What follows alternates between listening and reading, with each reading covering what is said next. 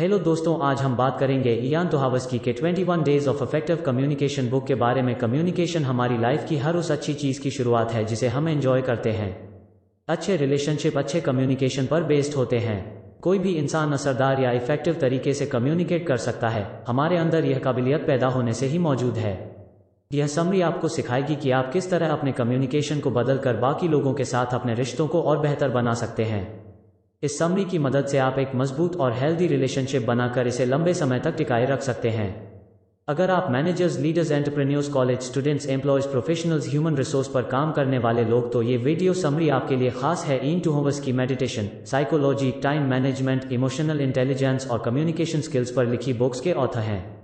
वे Europe के कई companies में बतौर एंटरप्रेन्योर और ह्यूमन रिसोर्स कंसल्टेंट काम करते हैं। इनका एक ब्लॉग भी है जिसका नाम माइंडफुलनेस ऑफ सक्सेस है, जहां वे अपने आप को बेहतर बनाने और एक बढ़िया लाइफ जीने के बारे में कई आइडियाज शेयर करते हैं। कम्युनिकेशन यानी बातचीत हमारी सोशल लाइफ और रिलेशनशिप्स के लिए बहुत इंपॉर्टेंट है। आप किसी इंसान से तभी रिलेट कर पाते हैं या रिश्ता बना पाते हैं जब आप उनसे सही तरह से कम्युनिकेट कर पाते हैं। किसी भी रिश्ते को सफल बनाने के लिए यह जरूरी है कि लोग आपस में कम्युनिकेट करें। कम्युनिकेशन एक ऐसी स्किल है जो समय के साथ सीखी जाती है। यह प्रैक्टिस के साथ बेहतर होती जाती है। आप अपने कम्युनिकेशन को कभी भी इम्प्रूव कर सकते हैं, यह परवाह किए बिना कि आपकी उम्र, आपका सोशल स्टेटस या आपका फैमिली बैकग्राउंड क्या है। किसी भी और स्किल की तरह ही इसमें भी कमिटमेंट और हार्ड वर्क यानी कड़ी मेहनत की ज़रूरत पड़ती है। यह आसान नहीं है लेकिन मुमकिन है। कम्युनिकेशन स्किल्स तभी काम करेंगे जब हम उन्हें प्रैक्टिस में लाएंगे और अपनी रोज़मर्रा की लाइफ में उसका इस्तेमाल करेंगे। यह बुक आपको यह सिखाएगी कि आप कैसे अपने कम्युनिकेट करने के तरीके को बदलकर उसे और बेहतर बना सकते हैं, जिसकी समरी हम इस वीडियो में बताने की कोशिश कर रहे हैं। कम्युनिकेशन एक ऐसी स्किल है जो समय के साथ सीखी जाती है। यह प्रैक्टिस के साथ बेहतर होती जाती है। ऑथर इयान तुहावस्की अपनी किताब में 21 दिनों में कम्युनिकेशन स्किल प्रैक्टिस के साथ बेहतर बनाने के बारे में बताया है। डे 1 लिसनिंग कम्युनिकेशन का एक बहुत ही ज़रूरी पहलू है लिसनिंग यानी सुनना। आप सामने वाले इंसान से असरदार तरीके से बात कर पाएं, इसके लिए ज़रूरी है कि आप में अच्छी लिसनिंग स्किल्स भी हों। लिसनिंग का यह मतलब नहीं कि आप बस चुप होकर अपनी बात कहने के मौके का इंतज़ार करें, बल्कि इसका मतलब यह है कि आप सामने वाले को अपने दिल की बात रखने का मौका दें। सुनते हैं तो आप सामने वाले इंसान को अपनी सोच, अपनी राय और अपने आइडिया रखने का मौका देते हैं। एक नामी साइकोलॉजिस्ट कार्ल रॉजर्स का यह मानना है कि जब हम किसी को अपनी फीलिंग्स के बारे में बात करने का मौका देते हैं तो उनके सोच और व्यवहार यानी बदलाव आ जाते हैं। हम अपने प्रॉब्लम पर बेहतर तौर पर काम करके उन्हें तब सॉल्व कर पाएंगे जब हम किसी ऐसे इंसान बात करें जो हमें अच्छी तरह सुन और समझ सकता हो। अगर सामने वाले इंसान के आइडियाज़ हमें बेकार लगे तो भी यही अच्छा होगा कि हम एक बार उनकी बातों को सुन ज़रूर लें। इफेक्टिव लिसनर बनने के लिए यह ज़रूरी है कि हम शांत रहकर दूसरों को उनकी बात बोलने का मौका दें। दूसरों की ओर सब्र और समझ दिखाकर हम उन्हें यह मौका देते हैं कि वे अपनी प्रॉब्लम्स को हैंडल और उन्हें सॉल्व करने के नए तरीकों को ढूंढ सकें। आप बेहतर लिसनर कैसे बन सकते हैं? बेहतर लिसनर बनने के लिए आप यह कर सकते हैं कि जब सामने वाला बात कर रहा हो तो आप उन्हें हिम्मत देने के लिए यह दिखा सकते हैं कि आप उनकी बातों को अच्छी सिर हिलाने या बात में दखल न देने वाले शब्द जैसे कि अच्छा का यूज़ करने से आप सामने वाले को यह एहसास दिला सकते हैं कि आप उनकी बातों पर ध्यान दे रहे हैं। ऐसा करने से आप उन्हें और हिम्मत देते हैं जिससे वे अपने मन की बात कर पाते हैं। सामने वाले को एक साथ अपनी सारी बातें बोलने का मौका देने से भी आप अच्छे लिसनर बन सकते हैं। यह तरीका तब ज़रूर काम आता है जब वाला बहुत गुस्से में हो, सामने यह चाहता हो कि कोई उसकी बात सुने। ऐसा करने से उसका गुस्सा कम होगा और वो इंसान शांति हो जाएगा। जब कोई इंसान आपसे इन्फॉर्मेशन शेयर करता है तो आप उन्हें जज करते हैं और यह अंदाज़ा लगाते हैं कि वो इस वक्त कैसी हालात से गुजर रहा है। सामने वाला कैसी सिचुएशन एक्सपीरियंस कर रहा है, यह समझने के लिए आप अपने मन में उसे लेकर कई बार थ्योरीज बनाते हैं। यह आपकी और एक गलती है। जब सामने वाले इंसान को यह पता चलेगा कि आप उन्हें जज कर रहे हैं यानी उन्हें लेकर अपने मन में कोई राय बना रहे हैं, उन्हें यह बात अच्छी नहीं लगेगी। आपको सलाह देने से खुद को रोकना चाहिए जब तक कि सामने वाला खुद एडवाइस ना मांगे। आपको सामने वाले को यह भी नहीं कहना चाहिए कि आप समझ सकते हैं कि वे किस दौर से गुजर रहे हैं, क्योंकि आप सच में यह बात नहीं समझ सकते। ऐसा हो सकता है आप भी उनकी सिचुएशन से मिलती जुलती सिचुएशन से पहले कभी गुजरे हों, लेकिन यह ज़रूरी नहीं कि आपके रिएक्शन भी उनके जैसे होंगे। हमारे स्वभाव, इमोशंस, पिछले एक्सपीरियंस और फैमिली बैकग्राउंड एक दूसरे से अलग होते हैं। जब कोई आपसे सलाह मांगे तो आपको यह सोचना चाहिए कि वो इस पर कैसे रिएक्ट करेगा और यह समझना चाहिए कि आपको कब रुकना है। सामने वाले की बॉडी लैंग्वेज आपको यह बता सकती है कि उन्होंने आपकी दी हुई एडवाइस पर कैसे रिएक्ट किया है। तब आप यह बता सकते हैं कि आपकी एडवाइस अच्छी तरह से ली गई है या नहीं, और इससे यह समझ सकते हैं कि आपको कब रुकना चाहिए।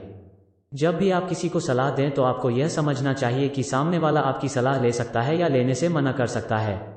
आपको यह बात साफ साफ समझना चाहिए कि उनके डिसीजन में आपको दखल नहीं देना चाहिए। लिसनिंग स्किल्स की प्रैक्टिस कैसे करें? अगर आप यह जानना चाहते हैं कि आपकी लिसनिंग स्किल्स कितनी अच्छी हैं तो आप किसी ऐसे दोस्त या रिश्तेदार को कॉल कर सकते हैं जिनसे आपने लंबे समय से बात ना की हो।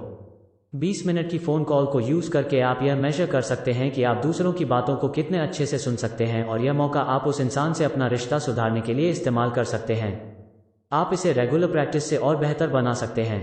Day 2 avoid interrupting. आपको ऐसे किसी इंसान से बात करते हुए कैसा लगता है जो आपको बात के बीच में टोकता रहता है? ऐसे इंसान से चिढ़ होना नेचुरल है।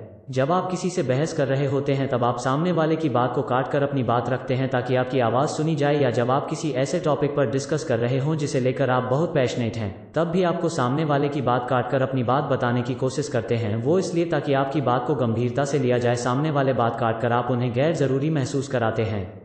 उन्हें यह भी लग सकता है कि उन्हें वह ध्यान नहीं दे रहे हैं जिसके वे हकदार। उन्हें यह लगेगा कि उनके आइडिया आपके आइडिया से कम इम्पोर्टेंट हैं, जिससे आपके रिश्ते पर एक नेगेटिव असर पड़ सकता है।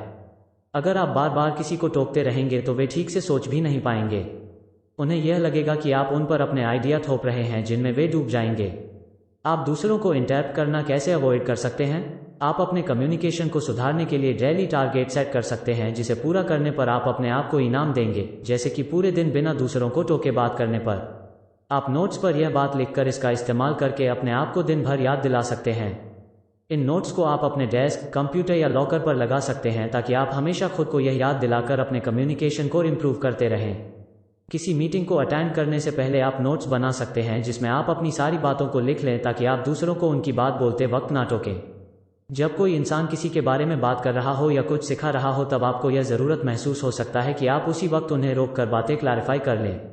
इसे अवॉइड करने के लिए आप उन सारी बातों को कहीं नोट कर सकते हैं जिन्हें आप पूछना चाहते हैं, और जब सामने वाला अपनी बात पूरी कर ले तब आप एक साथ उन सभी सवालों को पूछ सकते हैं। चुप रहकर दूसरों को अपनी बात पूरी करने देने से लोग आपकी इज्जत करेंगे। दूसरों के बात करने पर बार बार उन्हें टोकने को इस चीज़ की निशानी समझी जा सकती है कि आप खुद को उनसे इन्फीरियर या कमतर समझते हैं। बार बार टोकने से लोग यह समझेंगे कि आप यह जताना चाहते हैं कि आपके पास भी अच्छे आइडिया हैं। इसे इन्फीरियॉरिटी कॉम्प्लेक्स कहा जाता है, और अगर आपको यह प्रॉब्लम है तो आप किसी प्रोफेशनल काउंसलर से मदद ले सकते हैं। अलग अलग लोग टोकने को अलग अलग तौर पर लेंगे। यह इस पर डिपेंड करता है कि ऐसा करना उनके कल्चर में कैसा माना जाता है। जैसे कि वेस्टर्न कल्चर में इसे बदतमीजी समझा जाता है, लेकिन इटालियन कल्चर में टोकने को यह समझा जाता है कि आप सामने वाले की बातों में इंटरेस्ट ले रहे हैं। जापानी कल्चर में आप बिना किसी दिक्कत के अपने डाउट्स क्लियर करने के लिए सामने वाले को टोक सकते हैं। इसलिए यह बेहतर होगा कि आप यह पता करें कि सामने वाला किस कल्चर से ताल्लुक़ रखता है ताकि आप यह जान सकें कि वे टोकने को कैसा समझते हैं। Day 3 be an inclusive communicator. Effective तरीके से कम्युनिकेट करने के लिए आपको उन लोगों की तारीफ भी करनी चाहिए जो दूसरों से अलग हो या जिनके सोच विचार बाकियों से हटकर हो। हर इंसान के ओपिनियन और आइडिया इज्जत के काबिल होते हैं। एक इफेक्टिव कम्युनिकेटर होने के नाते आपको अपने सर्कल में मौजूद हर इंसान को अपने बीच शामिल करना चाहिए, यह परवाह किए बिना कि वे किस कल्चरल बैकग्राउंड से नाता रखते हैं। इंक्लूसिव कम्युनिकेशन यानी ऐसी बातचीत जिसमें सबको शामिल किया जाए, हर तरह के रिश्तों के लिए अहम है, भले ही वे बिजनेस से रिलेटेड हो या फैमिली से। सक्सेसफुल इंक्लूसिव कम्युनिकेशन के लिए टिप्स। इंक्लूसिव कम्युनिकेशन की कामयाबी के लिए आपको लोगों के कैरेक्टर के बेकार पहलुओं को चुनकर अवॉइड करना चाहिए। सिर्फ उसी पहलू के बारे में बात करना चाहिए जो कि सिचुएशन को सूट करता हो। लोगों के सेक्सुअल ओरिएंटेशन उन्हें डिस्क्राइब करने के लिए इस्तेमाल करने से बचना चाहिए। जैसे कि मिसाल के तौर पर आपकी टीम में एक नया गे स्टाफ मेंबर शामिल हुए हो तो आपको उनके बारे में बताने के लिए गे शब्द का इस्तेमाल नहीं करना चाहिए क्योंकि वो इस सिचुएशन में सूट नहीं करेगा। इसी तरह विकलांग यानी कि डिसेबल्ड लोगों को उनकी डिसेबिलिटी को डिस्क्राइब करना भी सरासर गलत है। किसी भी डिसेबल इंसान को उनकी कमियों से बुलाना गलत है। इसके अलावा किसी को कुछ और तकलीफ हो जैसे कि डिप्रेशन तो उन्हें देवदास या ऐसे अन्य किसी नाम बुलाना भी गलत है। अच्छे कम्युनिकेशन के लिए ज़रूरी है कि आप लोगों की जाति, धर्म वगैरह का भी ख्याल रखें और उनकी पहचान को लेकर अपने मन में कोई गलत राय ना बनाएं। आपको यह हरगिज़ नहीं मानना चाहिए कि कोई किसी एक तरह के देश या जाति से नाता रखता है तो वो अच्छा या बुरा ही होगा। ऐसा करने से यह जाहिर होगा कि आप लोगों की इंडिविजुअल पर्सनैलिटी को अप्रिशिएट या उनकी सराहना नहीं करते। इंक्लूसिव कम्युनिकेशन के लिए आपको ऐसे शब्द या भाषा का इस्तेमाल करने से बचना चाहिए जो कि किसी इंसान या ग्रुप की भावनाओं को ठेस पहुंचा सकती हो। आप अपनी कम्युनिकेशन स्किल्स ऐसी वीडियोस देखकर सुधार सकते हैं जहां 2 या 2 से ज़्यादा लोग डिस्कशन कर रहे हों। उनके डिस्कशन को देखकर ऐसे किसी इंसान को देखिए जो दूसरों के लिए पुरानी और घिसी पिटी सोच रखता हो और उनसे खुद की तुलना करके यह देखिए कि क्या आप भी उन जैसे हैं। डे 4 एक्सपैंड योर यानी वोकेबुलरी। आप अपने शब्दों को कितने अच्छे से जानते हैं। कम्युनिकेशन प्रोसेस में कई तरह के वॉइस का आना और उन्हें सही जगह पर इस्तेमाल करना आना बहुत ज़रूरी माना जाता है। कई तरह के वॉइस की नॉलेज होने को इंटेलिजेंट और वेल एजुकेटेड कहते हैं। यह आपको एक बेहतर कम्युनिकेटर बनाता है। अलग अलग वर्ड्स की अच्छी नॉलेज आपको पर्सनल और प्रोफेशनल लाइफ में बढ़ने में मदद करती है। जॉन ओकॉनर ने यह पता लगाया है कि जिन लोगों को शब्दों की ज़्यादा जानकारी होती है उन्हें काम में टॉप पोजीशन पर लाना इस बात पर भी डिपेंड करती है कि आपको कितने वर्ड्स की जानकारी है और उन्हें कब, कहाँ और कैसे इस्तेमाल किया जाए जिससे वे ज़्यादा सक्सेसफुल होते हैं। और आपको अच्छी कम्युनिकेशन की भी जानकारी है। कम्युनिकेशन किसी भी कामयाब रिलेशनशिप का आधार है। जब आपको ज़्यादा वर्ड की जानकारी होगी तब आप अपने मन की बात बेहतर तौर पर एक्सप्रेस कर पाएंगे और नए आइडियाज़ आसानी समझ पाएंगे। शब्दों की अच्छी जानकारी होने से आप लिखने और पढ़ने के जरिए लोगों से बेहतर तरीके से कम्युनिकेट कर पाएंगे और बेहतर और मजबूत रिश्ते बना पाएंगे। वोकेबुलरी एक मजबूत प्रोफेशनल बैकग्राउंड बनाने के लिए भी ज़रूरी है। अपनी वोकेबुलरी को कैसे सुधारें? आप वर्ड्स को लेकर अपनी नॉलेज को हर रोज़ कुछ नए वर्ड सीख कर और बेहतर कर सकते हैं। आप हर रोज़ कुछ नए वर्ड सीख कर उसे दिन में लोगों से बात करते वक्त यूज़ करने को अपना डेली रूटीन बना सकते हैं। इन नए वर्ड्स के बारे में और इनके मीनिंग को आप अपने दोस्तों को भी बता सकते हैं। आप बुक्स पढ़कर भी वोकेबुलरी को बेहतर बना सकते हैं। हर रोज़ आप कोई नई या ज़्यादा चैलेंजिंग बुक पढ़ सकते हैं। अपने डेली शेड्यूल में से कुछ समय आप नए वर्ड्स को सीखने और उनके मतलब को समझने में बिता सकते हैं। अगर कोई आपके सामने नया शब्द यूज़ करे जिसे आपने पहले कभी ना सुना हो तो आपको सामने वाले से हमेशा इस बारे में पूछ लेना चाहिए। पूछने का यह मतलब नहीं होता कि आप बेवकूफ़ हैं, इसका मतलब यह होता है कि आप कुछ नया सीखने की इच्छा रखते हैं। आप उस नए शब्द लिख कर रख सकते हैं जिससे कि आप बाद में उसे डिक्शनरी में ढूंढ सकें। Day 5 choose your words be wisely यानी अपने शब्दों का चुनाव सोच कर करें। कुछ शब्द जो आप कम्युनिकेट करते वक्त यूज़ करते हैं वे आपके लिए बाधा बन सकते हैं। कम्युनिकेशन को बेहतर बनाने के लिए आपको ऐसे शब्दों का इस्तेमाल करना अवॉइड करना चाहिए जिनसे आप पर नेगेटिव असर हो सकता हो। आपको पॉजिटिव तरीके से कम्युनिकेट करना शुरू करना चाहिए। ऐसा करने से आप चीज़ों को एक नए नज़रिए से देखना शुरू कर देंगे। जो चीज़ें आपको पहले रुकावट जैसी दिखाई देती थीं वे अब आपको नए मौक़ों की तरह दिखने लगेंगी। जब आप लेकिन जैसे शब्दों का इस्तेमाल अपने सेंटेंस में करेंगे तो इससे आपके सेंटेंस का पूरा मतलब बदल सकता है। आप अपने पोटेंशियल को कम बताते हुए बहाने देने लगते हैं। मिसाल के तौर पे अगर आप यह कहें कि आपको छुट्टियों पर जाना अच्छा लगता है लेकिन आपको उड़ने से डर लगता है, इससे यह पता चलता है कि आपका उड़ने को लेकर डर आपको छुट्टियां एंजॉय करने से रोक रहा है। जब आप इस लेकिन को और से बदल देंगे तो आपके स्टेटमेंट का पूरा मतलब बदल जाएगा। जब आप यह बोलते हैं कि आपको छुट्टियों पर जाना अच्छा लगता है और आपको उड़ने से डर लगता है तो इससे यह पता चलता है कि यह डर आपको छुट्टियां एंजॉय करने से नहीं रोक सकता। आप फिर भी छुट्टियों में एंजॉय करने के लिए बाकी की चीज़ें कर सकते हैं, या सबसे बेस्ट यह कि आप अपने डर पर काबू पा सकते हैं। इसी तरह से आप अब तक का इस्तेमाल कर सकते हैं।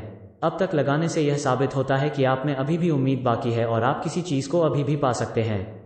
जब आप कहते हैं कि आप अब तक सक्सेसफुल नहीं हुए हैं तो इसका यह मतलब बनता है कि आप सक्सेसफुल बनने के प्रोसेस में हैं, लेकिन जब आप यह कहते हैं कि आप सक्सेसफुल नहीं हैं तो इसका यह मतलब बनता है कि आपने अपने सक्सेसफुल होने की सारी उम्मीद खो दी है।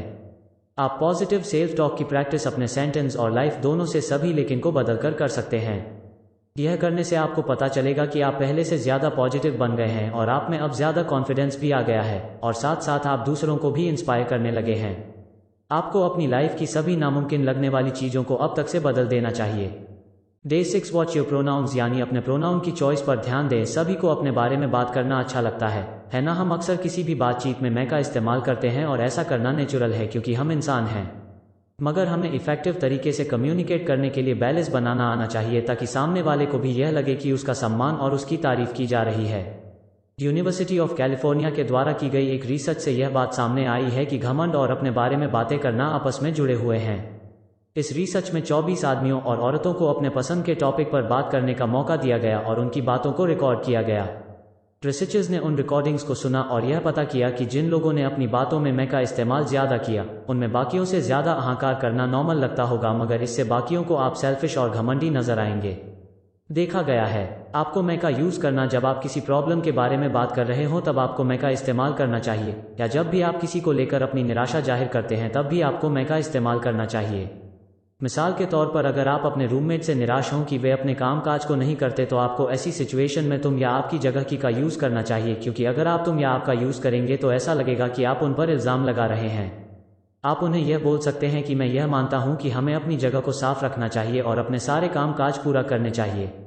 ऐसा करने से आपके रूममेट को अपनी गलती का एहसास होगा और उन्हें यह भी महसूस नहीं होगा कि आप उन पर इल्ज़ाम लगा रहे हैं। जब आप किसी विवाद पैदा करने वाले टॉपिक पर बात कर रहे हो तब आपको हम की जगह मैं का इस्तेमाल करना चाहिए।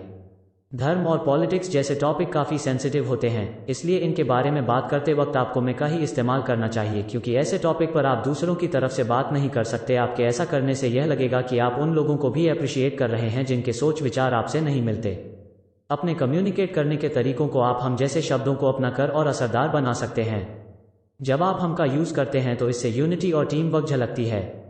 इससे यह लगता है कि आप अपने ग्रुप में मौजूद सभी लोगों को अप्रिशिएट कर रहे हैं जब आप किसी ऐसी चीज़ के बारे में पूछ रहे हों जिनमें बाकी लोग भी शामिल हैं। डे 7 ऑफर ए हेल्पिंग हैंड, यानी मदद के लिए हाथ बढ़ाएं। कम्युनिकेशन का एक ज़रूरी पहलू दूसरों की मदद करना भी है।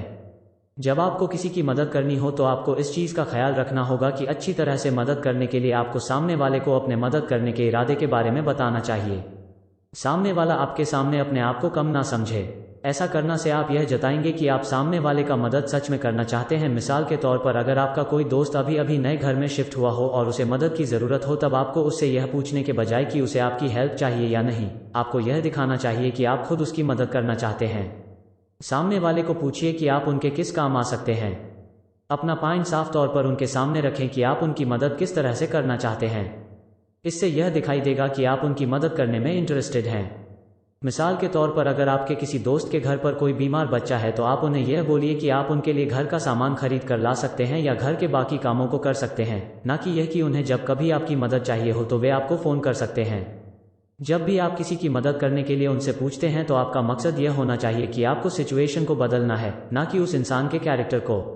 अगर आपका कोई दोस्त लगातार लेट होने की वजह से अपनी जॉब खो देता है तो आपको उसकी नई जॉब तलाश करने में मदद करनी चाहिए, ना कि उन्हें उनकी गलतियां गिनाना चाहिए। जब भी आप किसी को पैसे देकर उनकी मदद करते हैं तो आपको यह बात अपने मन में अच्छी तरह सोच लेनी चाहिए कि अलग अलग लोग पैसे लेने को अलग अलग नज़रिए से देखते हैं। इसलिए अगर आपका कोई दोस्त आपसे पैसे लेने से इनकार कर दे तो आपको इसका बुरा नहीं लगना चाहिए, क्योंकि हो सकता है उनकी सोच में पैसे लेने को अच्छा नहीं समझा जाता हो। आप किसी दूसरी तरह से उनकी मदद कर सकते हैं जिससे उनका पैसों को लेकर तनाव यानी फाइनेंशियल बोझ कम हो जाए। Day 1 practice saying thank you, धन्यवाद कहने का अभ्यास करें। धन्यवाद हमारी भाषा के सबसे महत्वपूर्ण वाक्यांशों में से एक है। मानवीय रिश्ते साझा हितों और अच्छे संचार पर बने होते हैं, लेकिन यह भी सेवा के पारस्परिक कर्म पर निर्भर करता है। उदाहरण के लिए, घनिष्ठ मित्रता बस एक ही बात समझौता पर आधारित होती है कि प्रत्येक मित्र एक दूसरे को सुनेगा ज़रूरत के समय। आज आप यह सोचने वाले हैं कि आप उन लोगों को कितनी बार धन्यवाद देते हैं जो मदद का प्रस्ताव देते हैं। कोई भी व्यक्ति कृतघ्न व्यक्तियों को पसंद नहीं करता है जो अपने को स्वीकार करने से इनकार करते हैं। कुछ चीज़ें किसी ऐसे व्यक्ति की तुलना में अधिक कष्टप्रद होती हैं जिसके पास ऐसा होता है। आभारी होने के कई कारण हैं, लेकिन हर समय शिकायत करते हैं। जो दूसरों से सहायता प्राप्त करते हैं लेकिन शायद ही कभी इसे स्वीकार करने की जहमत उठाते हैं। इससे कोई फर्क नहीं पड़ता कि आपकी कितनी हैसियत है या आप कितने प्रसिद्ध हैं, आप कभी भी रुकने और आपकी मदद करने वाले सभी लोगों को धन्यवाद देने के लिए बहुत अच्छे नहीं होते हैं। अपना प्रभाव जमाने के लिए कुछ अतिरिक्त शब्द का प्रयोग करें, जैसे धन्यवाद। उदाहरण के लिए, मान लीजिए कि एक सहकर्मी आपकी बैठक में भाग लेने के लिए सहमत हो गया है और नोट्स ले लिए क्योंकि आपको किसी प्रोजेक्ट पर तत्काल आवश्यकता है। अधिकांश लोग नोट लेते और कहते, बहुत बहुत धन्यवाद, यह ठीक है। लेकिन आपको क्या लगता है कि यदि आप इनमें से किसी एक का उपयोग करते हैं तो क्या हो सकता है? मेरे लिए उन नोट्स को बनाने के लिए समय निकालने के लिए धन्यवाद। मेरे लिए खड़े होने और वह जानकारी प्राप्त करने के लिए धन्यवाद। इतने विस्तृत नोट्स लेने के लिए धन्यवाद जो आपके लिए इतना मददगार था।